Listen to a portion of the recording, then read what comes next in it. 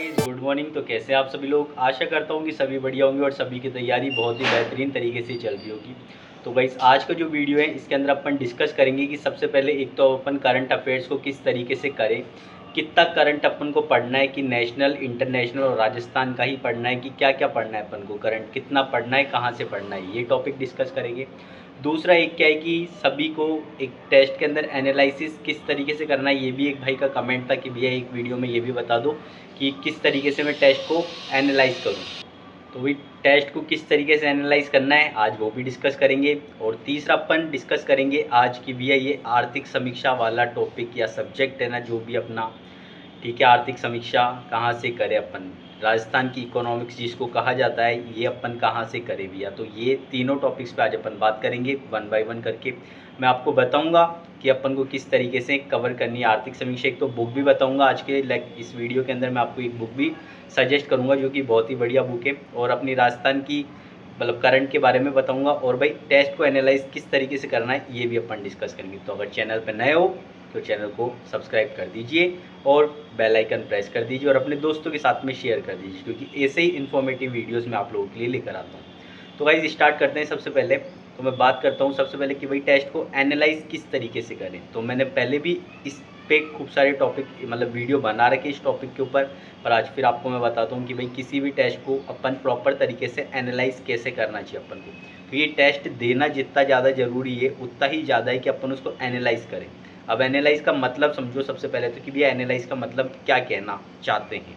तो भैया एनालाइज का मतलब है कि भाई उसके एक एक प्रश्न को आप ढंग से समझो कि अपन से कहाँ पे गलती हुई, ये प्रश्न मेरा गलत हुआ तो क्यों गलत हुआ, क्या मैं जल्दीबाजी की वजह से, क्योंकि क्वेश्चन गलत होने के खूब सारे फैक्टर्स हैं। अब आप लोग सोचते होंगे कि कैसे, तो भाई बत देखो, या तो आप क्या है कि क्वेश्चन को जल्दीबाजी के अंदर गलत कर दोगे, या फिर स्ट्रेस, क्योंकि जो पेपर या एग्ज़ाम अपन देते तब अपने पास अपने को एक अलग ही प्रेशर झेलना पड़ता है वहाँ पे, ठीक है। क्योंकि एग्ज़ाम का जो डर रहता है या फिर प्रेशर रहता है ना, वो बहुत ही भाई अलग रहता है। वो अपन खुद भी क्रिएट नहीं कर सकते। वो जब एग्ज़ाम हॉल में जाएंगे ना वो ऑटोमेटिक क्रिएट हो जाता है। तो एक वो, या फिर जब भी अपन टेस्ट देते हैं, या फिर एक टाइमिंग का डर कि यार मेरा पेपर छूट नहीं जाएगा इसकी वजह से, या फिर क्या है कि क्वेश्चन को ही अपन ने प्रॉपर नहीं पढ़ा। ये भी बहुत बड़ी और बहुत ज़्यादा बच्चों की दिक्कत रहती है कि भाई क्वेश्चन को पूरा नहीं पढ़ा, ऐसे लगा कि यार ये क्वेश्चन मेरा करा हुआ है, ये शायद वही है, ऑप्शन भी पता रहते हैं, आंसर भी रटे हुए रहते हैं, फटाफट टिक करा और आगे बढ़ गए। तो भाई ये खूब सारे तरीके जिससे क्या है कि तो अपन को एनालाइज करना है कि भाई अपना ये क्वेश्चन गलत हुआ तो क्यों गलत हुआ। और मैंने पहले बताया कि आप एनालाइज प्रॉपर करोगे तभी आपको समझ में आएगा कि आप प्रोग्रेस कर रहे हो कि आप डिक्लिनेशन की तरफ जा रहे हो, मतलब कि आप की रैंक गिर रही है कि आप उठ रहे हो। तो आपको ये तभी पता लगेगा ना जब आप क्या है कि पिछले रिकॉर्ड्स को एनालाइज करते हुए चलोगे कि यार पहले मेरे इतने नंबर आए थे, आज मेरे इतने नंबर आ रहे हैं। एनालाइज का मतलब है कि आप जो भी क्वेश्चन आपका गलत हो रहा है उसको प्रॉपर देखो, अब अगली बार वो मिस्टेक आप नहीं करो। एनालिसिस इसलिए ज़रूरी रहता है क्योंकि अपन अगर अभी एनालाइज कर लूँगा, मैं अभी अगर चीज़ों को समझ लूँगा कि मैंने क्या क्या गलतियाँ कर रहा हूँ, मैं मेरी क्या मिस्टेक्स हैं, और अगर उन पर अभी से वर्क करोगे तो फिर आपको क्या ही प्रॉफिट होगा बाद में, क्योंकि अपन क्या है कि वो गलतियाँ एग्ज़ाम हॉल के अंदर नहीं करेंगे, ठीक है। तो प्रॉपर एनालिसिस करना बहुत ही ज़्यादा ज़रूरी रहता है जब भी पेपर दो। पेपर देने की, या तो अब खूब सारे बच्चे रहते हैं कि भैया एग्ज़ाम या फिर जो भी मैं मॉक टेस्ट देता हूँ उसके तुरंत बाद है ना मेरे अंदर इतनी हिम्मत ही नहीं रहती कि मैं उसको अब भी हैंड टू हैंड क्या एनालाइज कर सकूँ। तो भाई ये होता है खूब सारे बच्चों के साथ में, मैं भी मानता हूँ।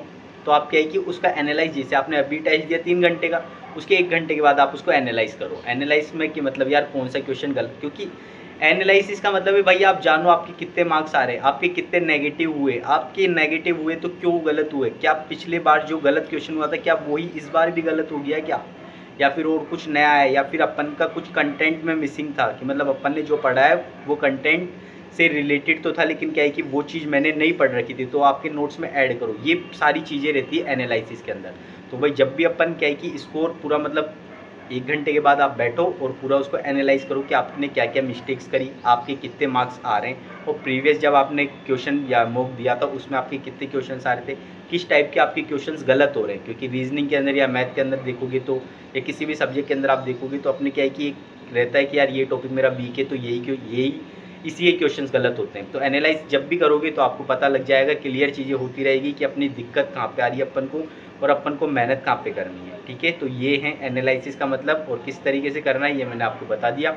आराम से बैठो, 1 घंटे के बाद एक एक क्वेश्चन को प्रॉपर देखो किस टॉपिक से आया था और गलत हुआ तो क्यों हुआ, क्या रीज़न था गलत होने का, कि अपना कंटेंट मिस था, या फिर जल्दी पढ़ा, या फिर स्ट्रेस की वजह से, या फिर जो भी XYZ रीज़न है उसको पॉइंट आउट करो और फिर उसको अगली बार नहीं करना। ये आप पहले से ही गांठ बांध लो इस बात की, ठीक है। एक जो गलती अपन रिपीट कर देते हैं ना, उस गलती को दोबारा नहीं करना, नहीं तो फिर क्या है कि मनुष्य और राक्षस में कोई फ़र्क नहीं है, ठीक है। क्योंकि मनुष्य को अगर भगवान ने भी ये कहा है कि अगर एक बार गलती, एक बार तो भगवान भी माफ़ कर देते हैं, तो वही रीज़न यही है कि भगवान ने एक मौका दिया है कि अपन कोई गलती करते हैं तो उसको सुधार ले। तो इसी तरीके से अगर आप रिपीट करोगे ना तो फिर वो बात सही नहीं है। बाकी सेकंड टॉपिक पे बात करता हूँ मैं आज के, तो भैया अपना है कि भैया रीजनिंग तो हो ही गई, मैथ आप करवा ही रहे हो भैया, ये एक टॉपिक है जो कि है अपना करंट अफेयर्स। अब कितना पढ़ना है, क्या पढ़ना है और कहाँ से पढ़ना है। तो सबसे पहले मैं आपको क्लियर कर दूं कि अपने पटवारी के अंदर भाई पूरा तो नेशनल आएगा, इंटरनेशनल नहीं आएगा। इंटरनेशनल का मतलब है वर्ल्ड का करंट नहीं आएगा। वर्ल्ड के करंट के मुश्किल से 1-2 सवाल देखने को मिल सकते हैं, अगर वो भी एग्जामिनर डालेगा तो, नहीं तो वर्ल्ड का करंट नहीं है। अपना जो करंट है वो है पूरा इंडिया का करंट, ठीक है। पूरे इंडिया का करंट, आप सही सुन लो, इंडिया का करंट है और राजस्थान का करंट है, दोनों अपने करंट अफेयर्स आएंगे। तो देखो, अब इंडिया के करंट्स के लिए तो मैं आपको एक बुक प्रीफर कर देता हूँ कि जो कि बेस्ट बुक है और कम समय के अंदर, क्योंकि अब जो राजस्थान के एग्ज़ाम्स होते हैं ना, वहाँ पे इंडिया का या नेशनल करंट है ना वो ज़्यादा नहीं पूछा जाता नेशन के, क्योंकि वो ज़्यादा फोकस करते हैं अपने राजस्थान के बारे में। राजस्थान के बच्चों को पता है कि नहीं है, उनका जो मेन मोटिव रहता है ना कि अपन को इंडिया का करंट क्यों पूछ रहे हैं, उनका वो रहता है कि मेन मोटिव कि भी उनको इंडिया के बारे में कुछ पता है भी कि नहीं पता, कि सिर्फ राजस्थान का ही पढ़ रहे हैं वो। तो भाई इसीलिए मैं आपको एक बुक बता रहा हूँ इंडिया के लिए।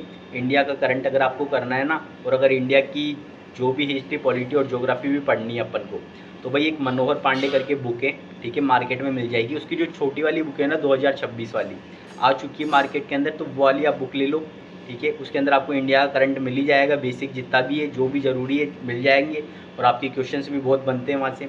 और बाकी उसके अंदर क्या है कि ज्योग्राफी, हिस्ट्री और पॉलिटी भी ऊपर से, कि भाई किसी ने बच्चे ने अगर अभी तक कुछ भी नहीं पढ़ा ना इंडिया के बारे में, ना करंट पढ़ा है, ना कोई ज्योग्राफी पढ़ी है, ना हिस्ट्री पढ़ी है, ना पॉलिटी पढ़ी है, तो वो बुक 128 पेज की बुक है, बहुत ही पतली सी बुक है, ठीक है। तो उस बुक को आप कवर कर लीजिए, वो बुक आप लोगों के लिए बढ़िया है।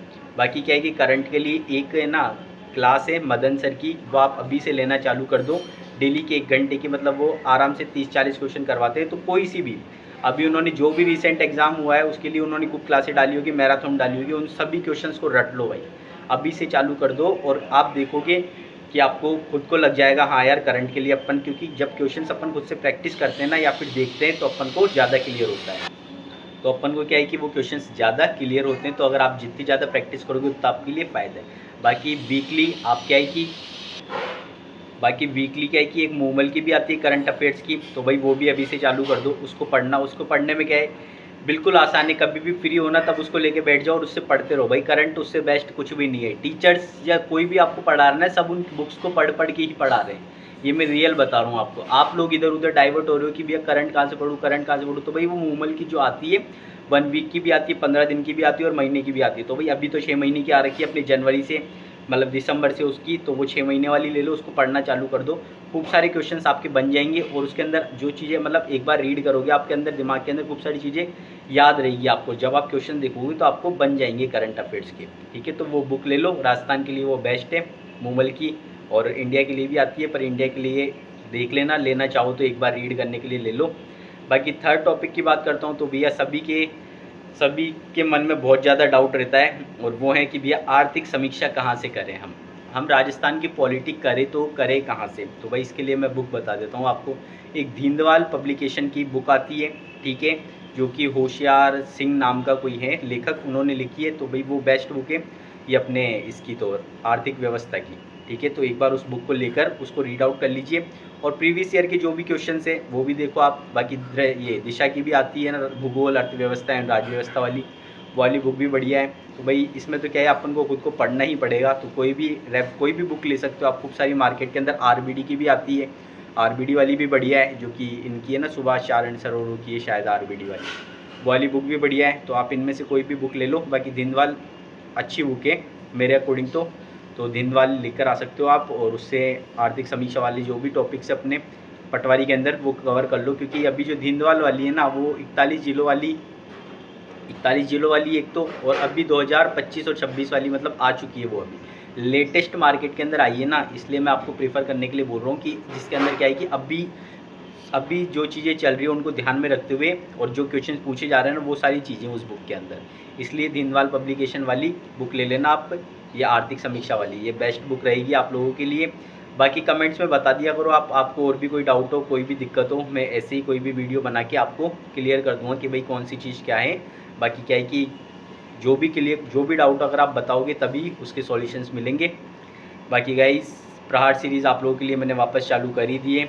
वहाँ पे अपन क्या है कि डेली क्वेश्चंस प्रैक्टिस करते हैं, वहाँ पे अपन रीजनिंग के, अब आपने देखा होगा 2 दिन से अपन क्या है कि जो भी क्वेश्चन आ रखा है, सीईटी में आ रखा हो या फिर किसी भी एग्ज़ाम, सीईटी तो बहुत ही छोटा एग्ज़ाम है अगर आप देखा जाए तो, ठीक है, तो सीईटी हो, पुलिस कांस्टेबल हो, या फिर उसके अंदर खूब सुपरवाइज़र था, आरपीएससी, ये आरएस का प्री के क्वेश्चंस भी थे भाई उसके अंदर। अपन जब कल करे थे तो उसके अंदर एक क्वेश्चन आया था, मैंने देखा था कि आरएस प्री का लिखा हुआ था, 2023 या 24 वाला था। तो गाइस देखो इसी तरीके से अपन पीवाईक्यूज कर रहे हैं, तो जो भी क्वेश्चन मिलते हैं मुझे प्रीवियस ईयर आरपीएस मतलब अपने राजस्थान के, वो सभी करवा रहा हूँ मैं अभी आपको। और अभी अपन ने टॉपिक वाइज चालू कर दिया है इसको, भैया डेली अपन क्या है कि पहले टॉपिक वाइज कर लेते हैं सारे, क्योंकि मुश्किल से यार 8-10 टॉपिक है, तो अगर 2-2 दिन भी देंगे तो आराम से अभी अपने पास क्या है कि रीजनिंग और मैथ के लिए सारे मिला के 15 टॉपिक होंगे, तो 15 × 2 30 दिन के अंदर अपने क्या है कि सारे सब्जेक्ट, सारे टॉपिक कंप्लीट हो जाएंगे। और अपन क्या है कि पहले मैं सोच रहा हूँ सभी को टॉपिक वाइज करवा दूँ एक बार, और फिर क्या है कि मिक्स्ड क्वेश्चन की प्रैक्टिस तो अपन चालू कर ही देंगे फिर बाद में।